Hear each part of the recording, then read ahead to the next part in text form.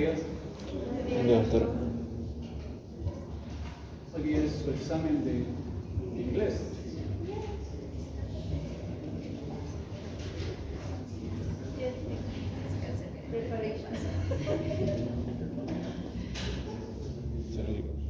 Bueno, el inconveniente con el examen no es el examen mismo, ¿no? Sino es los horarios. Han tomado diferentes horarios. Bueno, en particular nos afecta al grupo de 12 a 1, pero después el resto creo que están más dentro de los horarios contemplados. Como siempre pueden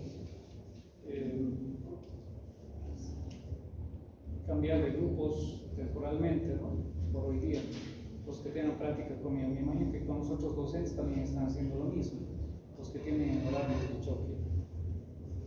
Bueno, habíamos visto estómago el día de ayer, hemos hablado de su configuración externa, hemos hablado de sus relaciones, su irrigación, una irrigación bastante especial porque se forman dos arcos a nivel de las curvaturas.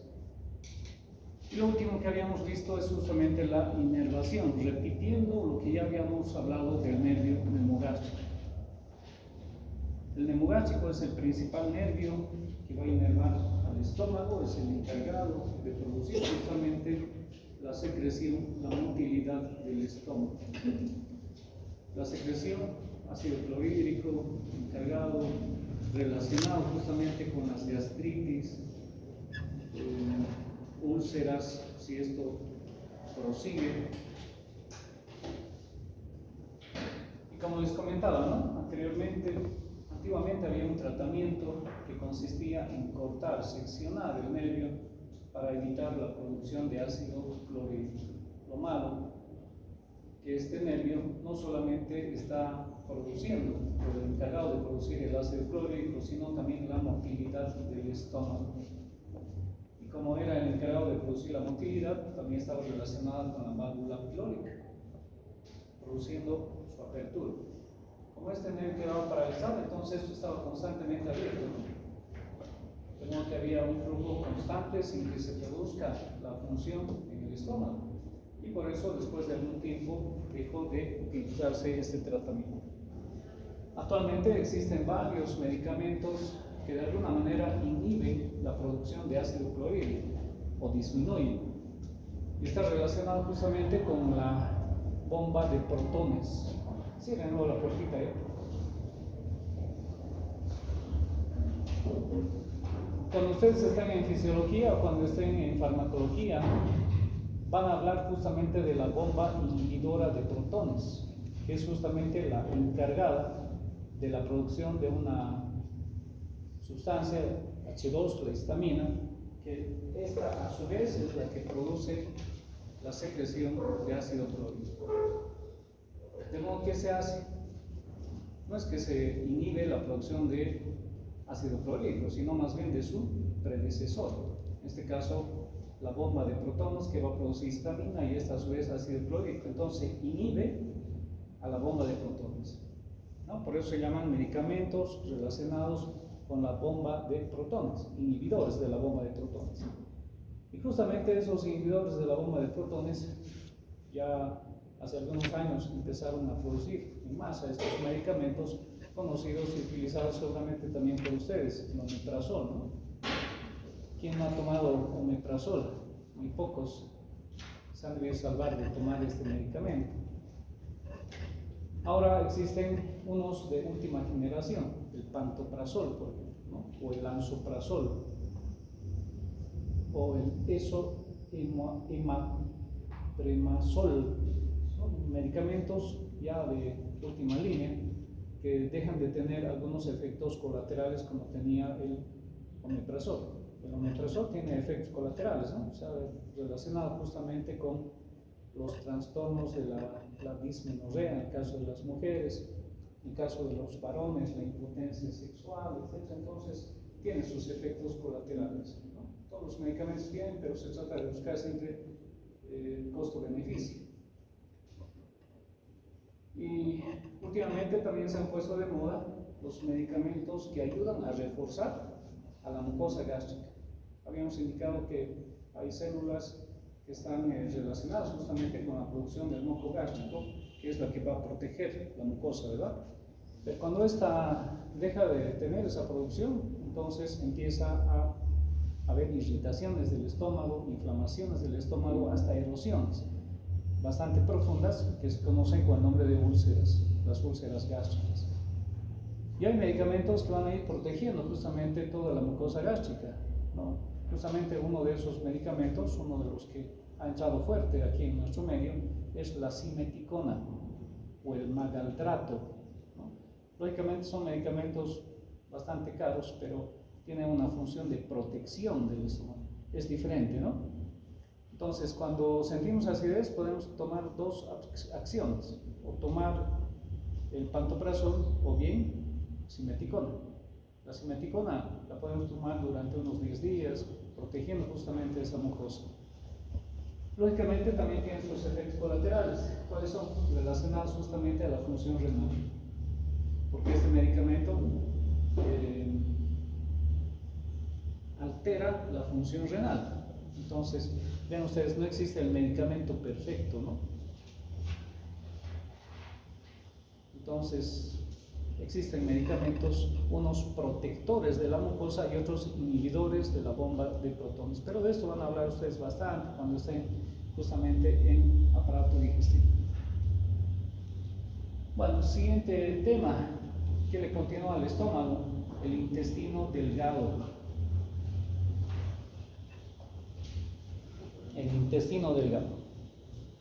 Bueno, el intestino delgado tiene una longitud de 6 a 8 metros, está dividido en dos partes, una porción fija y una porción móvil. La porción fija se llama el duodeno y la porción móvil se llama el yeyuno ilio. En el duodeno, la primera porción del intestino delgado, ocurren las funciones básicas, como es la separación de las grasas, como es la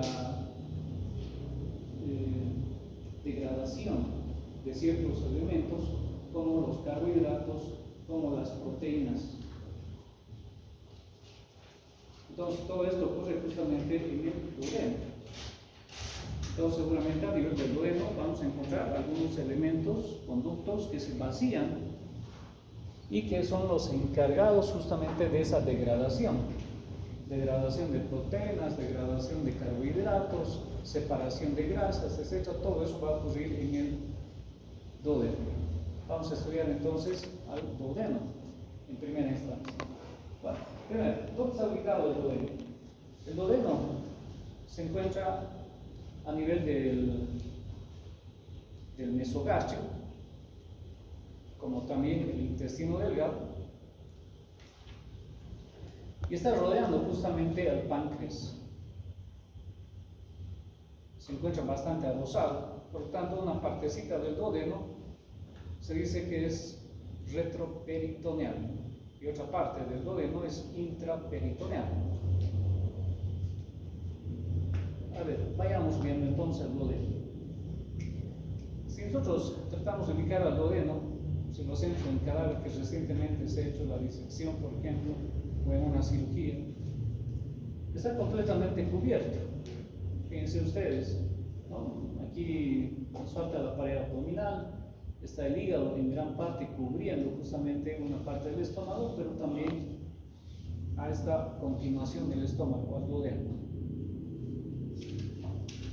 De modo que para que nosotros veamos el duodeno tendríamos que encontrar la terminación del estómago, porque es justamente la continuación del estómago, esta primera porción del intestino delgado. Y está cubierto también ¿por quién? Por el intestino grueso, ¿no? Porque el duodeno va hacia atrás y por delante siempre se va a encontrar el intestino grueso en la primera porción del intestino delgado. Quitando ya el intestino grueso, su meso, entonces vamos a poder observar justamente al duodeno. Bueno, en este caso lo estamos haciendo a través de un diagrama, ¿no? Estamos viendo el duodeno, sobre todo la forma que tiene el duodeno. El duodeno, entonces, una continuación del estómago, una parte del intestino delgado, la porción fija, justamente, esta parte no se mueve, está muy adosada al páncreas, está íntimamente unida al páncreas y también a las vías biliares a través del conducto colédoco. Tiene una longitud aproximadamente de 25 centímetros. Se lo llama duodeno porque medía o mide 12 traveses de dedo, ¿no? Cada dedo más o menos 1,5 centímetros, 2 centímetros. Entonces, de ahí el nombre de duodeno, porque medía 12 traveses de dedo. Si le damos una forma, tiene una forma bastante peculiar, ¿verdad? Tiene la forma de una C. Tiene la forma de una C.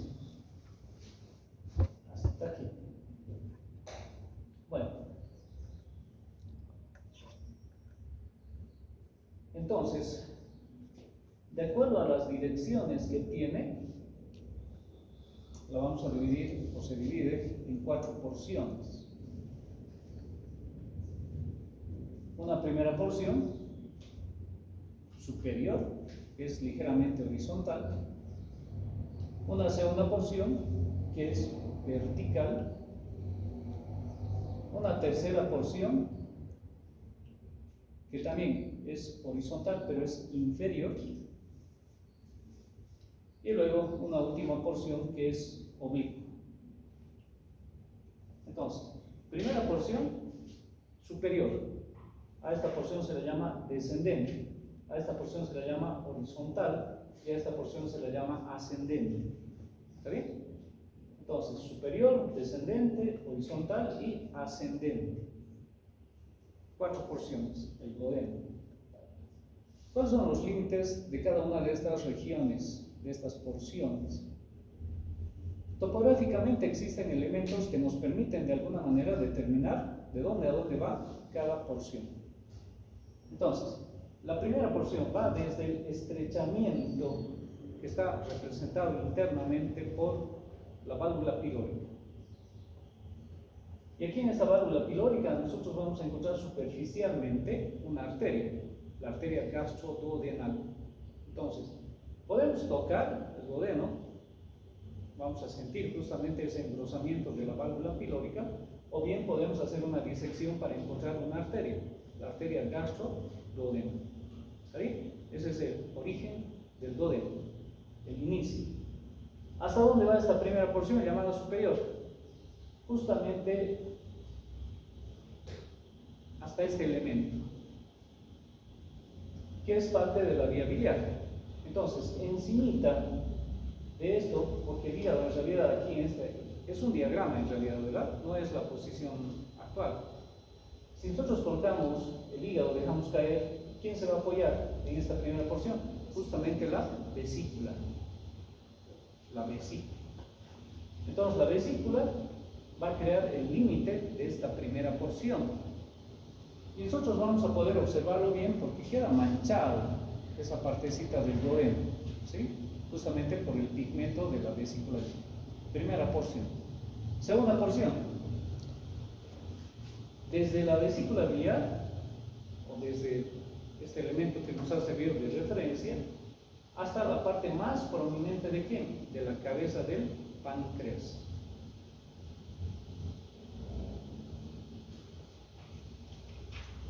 Tercera porción.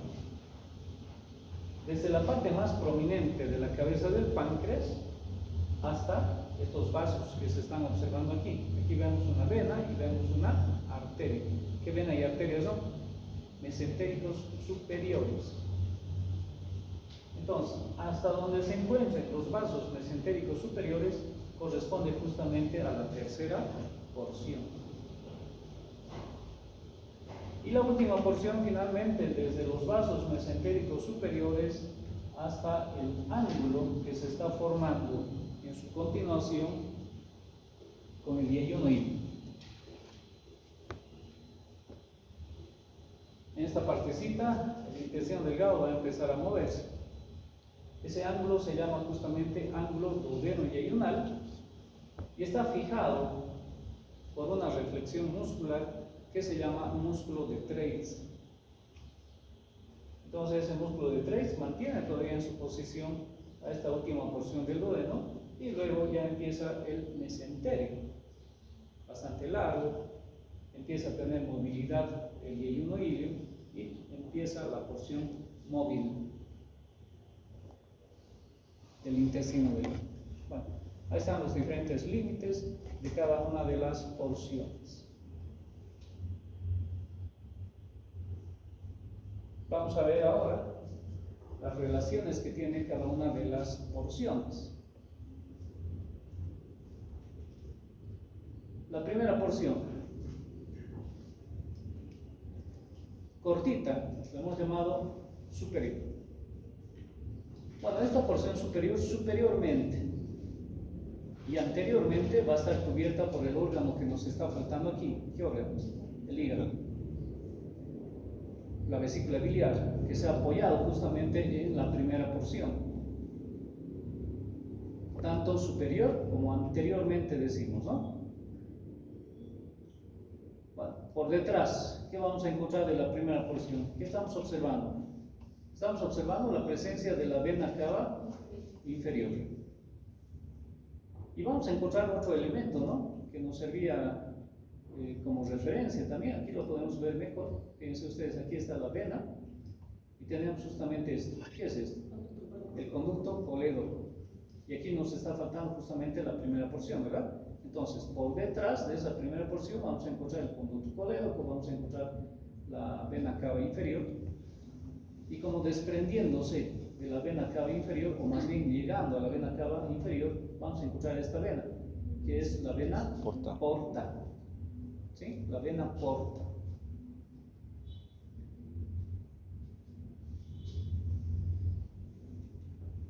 Muy bien. Entonces tenemos ya relaciones superiores, anteriores y posteriores. Inferiores, ¿con quién? Con el páncreas. Primera porción. Segunda porción. Bueno, la segunda porción es descendente. Entonces también tenemos relaciones anteriores, posteriores, tenemos relaciones derechas e izquierdas, o lateral y medial, tomando en cuenta la línea media del cuerpo. A ver, ¿qué se encuentra hacia atrás del duodeno? Bueno, hacia atrás del duodeno vamos a encontrar una partecita del riñón del lado derecho. ¿Qué más? ¿Qué vamos a encontrar en esa partecita del riñón? Vamos a encontrar seguramente, bueno, no se ve aquí, el ilio, ¿no? El ilio del riñón, vale decir los elementos que están saliendo del riñón o que están ingresando al riñón.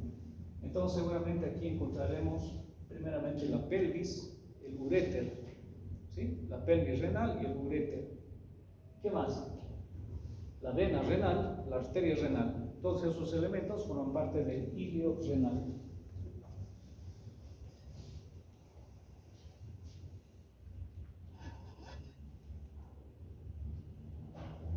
Relaciones posteriores. Relaciones anteriores. Bueno, aquí hemos hecho un diagrama, ¿no?, de lo que está por delante. ¿Qué es esto? El colon transverso. Pero el colon transverso no está así sueltito, sino está manteniendo su posición gracias a la presencia del mesocolon transverso. Entonces, el mesocolon transverso, el colon transverso divide a la segunda porción del duodeno en dos partes. Una que forma parte del compartimiento supramesocólico, la otra forma parte del compartimiento inframesocólico. Entonces, ¿cómo se van a llamar las dos partes del duodeno? Una será supraduodenal y la otra será infraduodenal. Y las relaciones son diferentes, porque en la porción supraduodenal, ¿con qué va a estar en relación? ¿Qué se encuentra aquí? Justamente el hígado.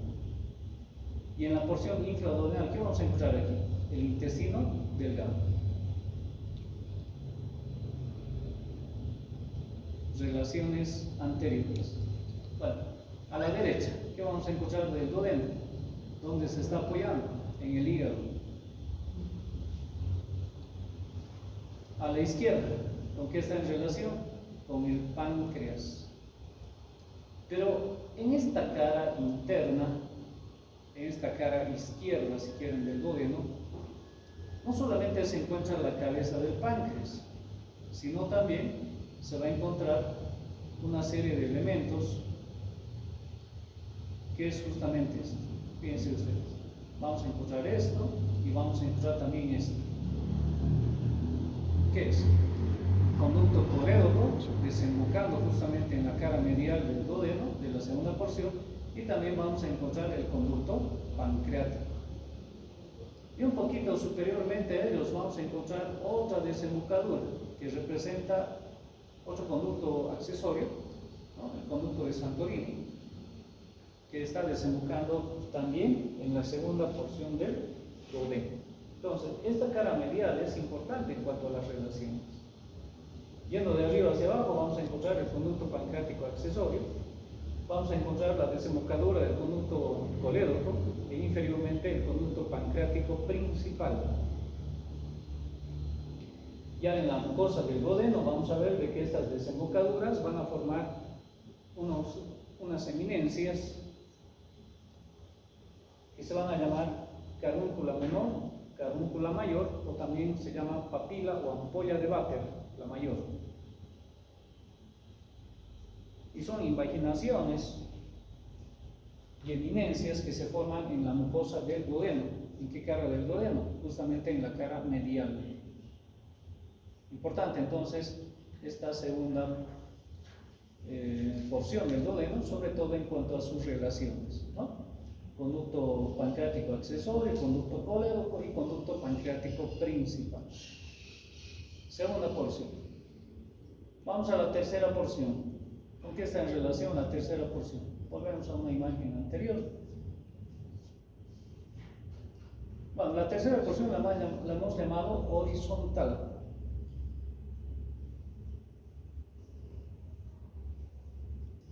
Bueno, posteriormente, ¿con qué se va a poner en relación? Y ahí estamos observando justamente estos diferentes elementos, ¿no? Que si vamos de derecha hacia izquierda, vamos a encontrar, primero, ¿qué será esto? Uretra. El uretra, del lado derecho en este caso. Luego vamos a encontrar los vasos espermáticos, ¿no? O testiculares en el varón, y en la mujer será la arteria útero-ovárica. Seguimos. Vamos a encontrar la vena cava inferior. Seguimos a la izquierda, arteria aorta. Y nuevamente, vasos espermáticos, testiculares, o bien arteria útero-ovárica, pero esta vez del lado izquierdo. Y hasta ahí llegamos, ¿no? Bien, relaciones posteriores. Relaciones anteriores, ¿con qué va a estar en relación? ¿Cuál es su relación principal? Los vasos mesentéricos superiores. ¿Qué más? ¿Qué más vamos a encontrar aquí? Intestino delgado, las asas intestinales.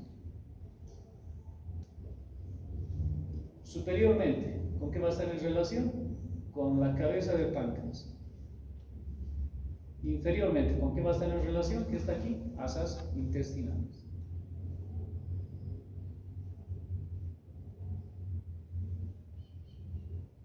Bueno, y por último, la última porción, la porción ascendente, cortita la última porción. Inferiormente, asas intestinales. Anteriormente, asas intestinales. Posteriormente va a estar en relación con una partecita del riñón y los elementos que salen del riñón, principalmente el uréter, ¿no? Del lado izquierdo. Superiormente va a estar en relación con el páncreas, ya no con la cabeza, sino con el cuerpo. Y una relación importante que tiene es justamente su continuación con el yeyuno ilíaco.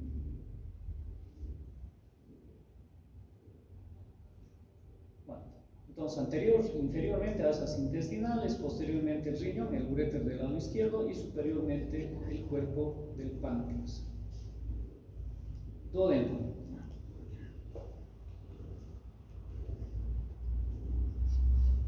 Vamos a ver un poquito de la constitución anatómica del duodeno. ¿Qué tiene el duodeno?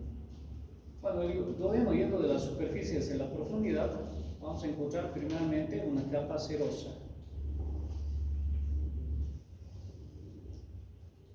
Por debajo vamos a encontrar una capa muscular, que de aquí hacia adelante es casi siempre lo mismo, ¿no? Vamos a encontrar dos capas de músculos, una longitudinal, que es superficial, y otra circular, que es profunda.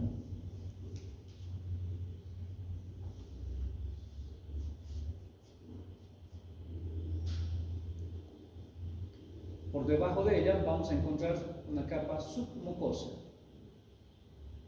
que es justamente donde se encuentran los vasos y nervios y también los vasos linfáticos. Y finalmente pues vamos a encontrar una capa mucosa.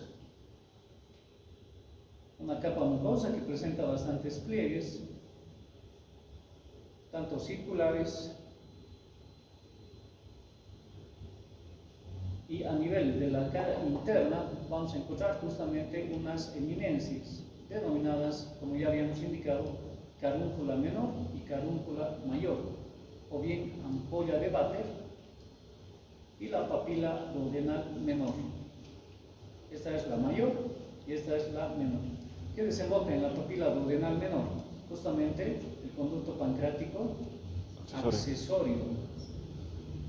Y en la mayor vamos a encontrar superiormente el conducto colédoco e inferiormente el conducto pancreático principal, que no es más que el conducto de Wirsum. Bueno, y esto tiene una implicancia, ¿verdad? Porque cuando nosotros observamos cálculos que están tal vez descendiendo por el colédoco a través de una ecografía, este cálculo no siempre se vacía al duodeno. Muchas veces ese cálculo, por la relación que tiene con el conducto pancreático, pues este cálculo viene a alojarse en el orificio de desembocadura del páncreas, ¿no? Aquí, en ese momento, seguramente el paciente está con mucho dolor, está con una colelitiasis. Las piedras le están provocando el dolor, el descenso de ese cálculo, la contracción de las fibras musculares le están provocando ese dolor. Pero ese dolor puede cambiar drásticamente si es que el cálculo llega a alojarse justamente en el conducto pancreático. Y ven ustedes, el conducto pancreático está inferiormente. Entonces, simplemente por gravedad puede llegar a colocarse en este orificio del conducto pancreático. Entonces ya no va a producir ese dolor, ¿no? Que hasta ese momento es un poco aguantable, ¿no? Está con medicación, está con antiespasmódicos, etc. Y se puede aguantar el dolor.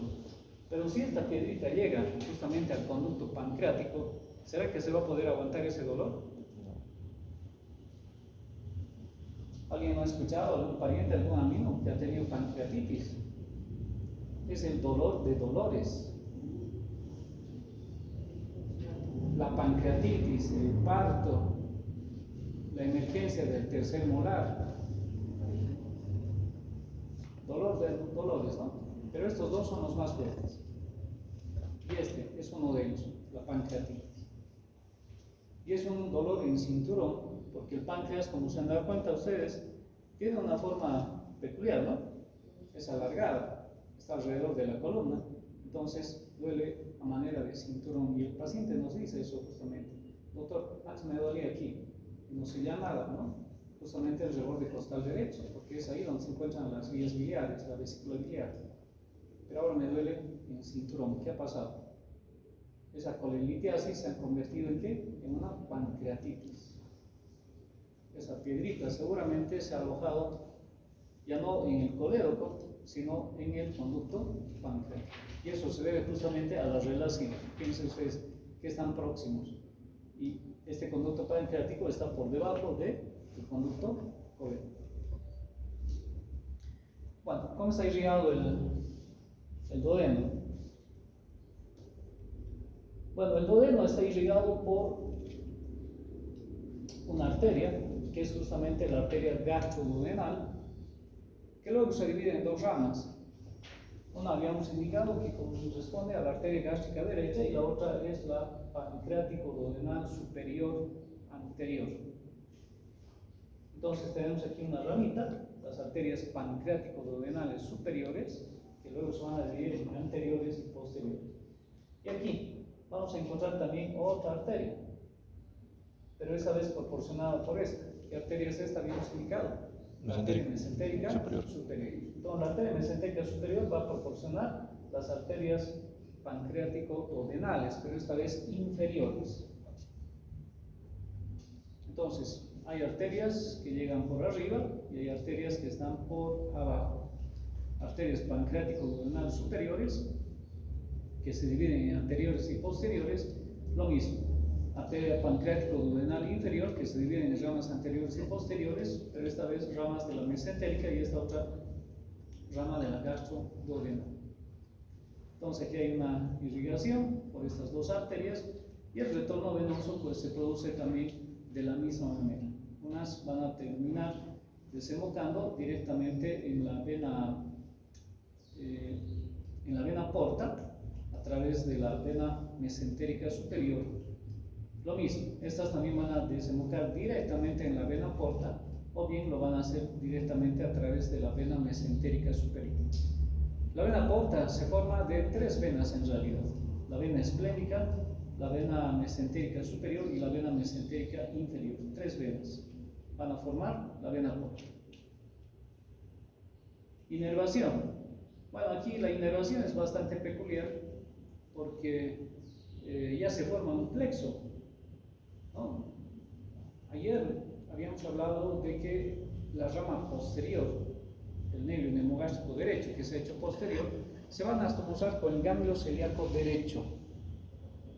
Entonces, al anastomosarse ya con el simpático, empiezan a formar una serie de plexos. Y aquí justamente se encuentra uno de esos plexos, el plexo celíaco. El plexo celíaco es el encargado de inervar al duodeno. El plexo celíaco es una formación de ramas simpáticas entonces y ramas parasimpáticas. Y después vamos a ir viendo el nacimiento de otros plexos: el plexo mesentérico superior, el plexo mesentérico inferior, el plexo hipogástrico, etc., que ya son resultado de este primero, que se ha formado por la anastomosis del nervio nemogástrico derecho y el ganglio celíaco derecho. Y se continúa con el duodeno, el yeyuno ilio. Aquí estamos observando justamente ya el intestino delgado, móvil, va a terminar desembocando a nivel del intestino grueso. Todo esto llega a medir de 6 a 8 metros, bastante largo el intestino delgado. Y es que aquí en el intestino delgado ya ocurre la absorción, ¿no?, de esos elementos que se han empezado a degradar en el duodeno. Bueno, y aquí ya hay elementos libres que están circulando justamente por el intestino delgado. Ya esas proteínas se han convertido en aminoácidos, esos carbohidratos se han convertido en glucosa, las grasas se han convertido ya en ácidos grasos y colesterol, de modo que todos esos elementos están circulando libremente ya en el intestino delgado, en el yeyuno ilio, y van a ser sujetos a que sean retenidos justamente por las vellosidades intestinales y que luego sean transportados al torrente sanguíneo. Por eso es que la vena porta está de alguna manera recibiendo las afluentes de las venas principales: la vena esplénica, que es la encargada de producir la defensa, la filtración de la sangre; la vena mesentérica superior, que es la que está recogiendo la sangre justamente del intestino delgado; y la vena mesentérica inferior, que está recogiendo la sangre del intestino grueso, ¿no? Entonces, todas ellas van a desembocar en la vena porta. Y esta vena porta, entonces, contiene en su interior ya todos estos elementos que se han llegado a absorber en el intestino delgado. ¿Y dónde van a ser transportados luego? Al hígado. Y en el hígado empieza a producirse otra síntesis, ¿no? Esos aminoácidos, por ejemplo, van a ser convertidos nuevamente en proteínas, en enzimas, ¿no? Y todo eso lo van a ver seguramente ustedes en bioquímica, ¿no? Eso es parte de la bioquímica. Doctor, una pregunta. En el caso de los celíacos, ¿hay algún riesgo si es que siguen consumiendo cosas con gluten? Claro, evidentemente, ¿no? Los riesgos más que todo son metabólicos, ¿no? Porque el hígado, como no tiene esa capacidad de producir una síntesis, Entonces empieza a producir algunas reacciones, ¿no?, frente al gluten. Es como una alergia al gluten para estos pacientes celíacos, ¿no? Y bueno, el paciente empieza a tener una falta de asimilación, primero del complejo B. Empieza a tener dolores articulares, empieza a tener dolores nerviosos, empieza a tener problemas, si son niños, en cuanto a su desarrollo muscular, ¿no? Hay una hipotonía muscular y bueno, una serie de afecciones que están relacionadas justamente por el gluten, que no puede ser sintetizado en el organismo de esa persona. El resto de nosotros, nuestro principal alimento son los carbohidratos, ¿no? Y esos carbohidratos, gran parte tienen justamente esta sustancia, el gluten, pero nosotros lo podemos asimilar con normalidad. En cambio, en los pacientes celíacos, pues no pueden asimilar esta sustancia, no pueden sintetizar esta sustancia y empiezan a producir algunas reacciones. El yeyuno ilio es la parte movible y es bastante larga, pero el yeyuno ilio cabe solamente en el mesogastrio. Entonces, para caber en el mesogastrio, pues se tiene que doblar varias veces, ¿no? Y esto se llaman asas intestinales. Entonces, estas asas intestinales están rodeadas justamente por una especie de marco del intestino grueso. A esto se llama marco cólico, ¿no? Vean ustedes cómo el colon ascendente está a la derecha, el colon transverso está hacia arriba y el colon descendente está hacia abajo, a la izquierda, y hacia abajo está el colon sigmoide. Entonces, realmente todo esto está manteniendo en su posición ¿a quién? Al intestino delgado, que de todas maneras se ha doblado varias veces y ha formado las asas intestinales. ¿Cómo es que se dobla varias veces?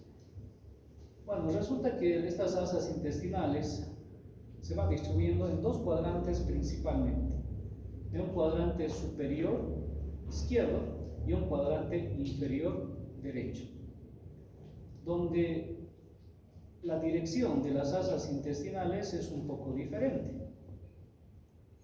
Resulta que en las primeras tienen una dirección más horizontal y en el cuadrante inferior tienen una dirección un poquito más vertical, ¿no? Ya es ahí donde podemos ver justamente la dirección de las asas intestinales en los dos cuadrantes principalmente, tanto en el cuadrante superior izquierdo y en el inferior derecho. Bueno, ¿cómo termina el yeyuno ilio? Uniéndose al intestino grueso, ¿sí?, a través de la unión iliocecal. ¿Qué características tiene el intestino delgado? A ver, sus relaciones. Como se encuentra rodeado por un marco cólico, tiene una relación anterior y una relación posterior. Su relación anterior lo hace a través del peritoneo, en este caso del delantal de los epíplomes, porque es el delantal que está cubriendo justamente las asas intestinales, y delante del delantal va a estar la pared abdominal directamente. Entonces, cuando hay una herida cortopunzante, va a atravesar la pared, va a atravesar el delantal y luego recién va a llegar aquí al intestino delgado. Pero hay que tomar en cuenta que estos órganos se los empieza a clasificar, ¿no?, en que si son órganos huecos o si son órganos sólidos, donde hay más peligro, porque esa es una forma, ¿no?, de tamizar a los pacientes cuando ingresan a emergencias, ¿no? ¿Dónde ha sido la herida cortopunzante? Ha sido en el mesogastrio, ha sido en el hipocondrio derecho, ha sido en el hipocondrio izquierdo. Porque si es una herida en el hipocondrio derecho, será en emergencias, será ya para una atención inmediata o será mediata, porque existen en otros países, bueno, en nuestro medio todo llega de emergencias y se los va atendiendo igual, ¿no? En cambio en otros países se los tamiza, ¿no? Entonces, ¿cuál será más grave? ¿Una herida de hipocondrio derecho o en mesogastrio? En hipocondrio derecho. ¿Por qué? Porque hay un órgano sólido, tiene sangre, está el hígado. En cambio en mesogastrio, ¿qué vamos a encontrar? Intestino delgado. Eso puede esperar todavía, ¿no? Evidentemente sabemos que es una herida cortopunzante y el paciente se asusta, ve la sangre, los familiares, etc., pero no se va a morir inmediatamente, ¿no? Por eso su tratamiento va a ser inmediato. En cambio, el hígado se va a desangrar inmediatamente el paciente, entonces aquí sí tiene que ser inmediata la reacción. En cambio, en órganos huecos podemos todavía darnos el lujo de esperar, ¿no?, algunos minutos. Epigastrio, estómago, ¿no? Entonces también podemos todavía esperar. Sabemos que en ambos casos va a haber peritonitis, en ambos casos. El peritoneo va a reaccionar, hay salida de los fluidos del intestino delgado, salida del estómago del ácido, etc., va a producir peritonitis. Tenemos que saber que esa ya es una complicación que se va a dar. Pero en el caso del hígado, se va a desangrar, es difícil de suturar el hígado. Entonces, hay que tomar en cuenta cuando son órganos huecos y órganos sólidos. Este es un órgano hueco. Entonces, pared abdominal separado por el delantal de los epiplones. Bueno, y hacia atrás, ¿qué se va a encontrar por detrás del intestino delgado? Bueno, por detrás vamos a encontrar justamente todo lo que es el peritoneo. Y detrás del peritoneo, todos los órganos retroperitoneales. Vamos a encontrar los riñones, ureter, etcétera, etcétera, ¿no? Órganos retroperitoneales. Entonces, el intestino delgado se está alojando justamente dentro de la cavidad peritoneal. ¿Sí? Es intraperitoneal este órgano. Tiene bastante movimiento, y ese movimiento se debe justamente a la presencia de esta membrana, que no es más que una reflexión del peritoneo. Y esta reflexión se lo llama mesenterio. Y este mesenterio tiene justamente esto, como estaban observando ustedes. Tiene arterias en su interior, tiene venas en su interior, tiene vasos linfáticos y tiene nervios. Entonces es un meso bastante importante. Y este meso tiene esta dirección en cuanto a la inserción, porque está fijo en la pared abdominal. Cuando hemos hablado de mesos, habíamos indicado que son reflexiones del peritoneo que se desprenden desde la pared hacia el órgano del aparato digestivo, en este caso al duodeno, o perdón, al yeyuno. Si nosotros medimos esto, tiene aproximadamente una longitud de 15 centímetros y empieza a nivel del ángulo de Treitz y termina a nivel de la fosa ilíaca derecha. Esta es la base de inserción del mesenterio, pero en realidad no es una base, sino más bien representa el vértice del mesenterio, porque resulta que la base es todo esto y tiene la misma longitud que el yeyuno ilio. ¿Cuánto mide el yeyuno ilio? 6 a 8 metros. Entonces esto que representa la base va a medir también 6 a 8 metros. Y esta es la raíz, ¿sí? Esta es la raíz. Llega a medir simplemente unos 15 centímetros. Tiene dos caras. Una cara está mirando hacia arriba y a la derecha, ¿no? La otra cara está mirando hacia abajo y a la izquierda. ¿Está bien? Entonces, por la dirección oblicua, tiene dos caras. Tiene una raíz y tiene un borde adherente.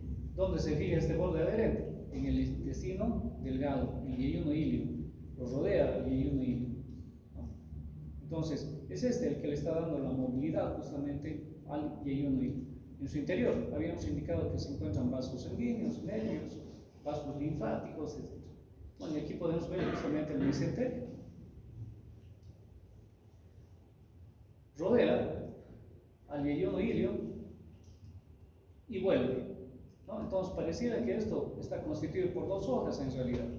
Una hojita que va a rodear al duodeno, o perdón, al yeyuno ilio, y luego la otra hoja que vuelve a unirse al mesenterio. Esta es la raíz y este es su borde adherente. Bueno, entonces mesenterio, y en su interior se encuentran justamente las arterias que van a irrigar al yeyuno ilio, que se desprenden de la arteria mesentérica superior. ¿Cómo se llama la arteria? Se llaman arterias yeyunales, arterias iliares, y la última que se desprende es justamente la arteria iliocólica. Las venas, lo mismo, van a formar venas iliares y ayunales, la vena iliocólica, y todas ellas van a desembocar en la vena mesentérica superior. Los nervios, aquí sí, plexo mesentérico superior.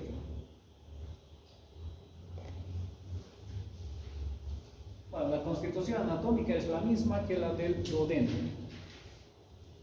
Vamos a quedar aquí.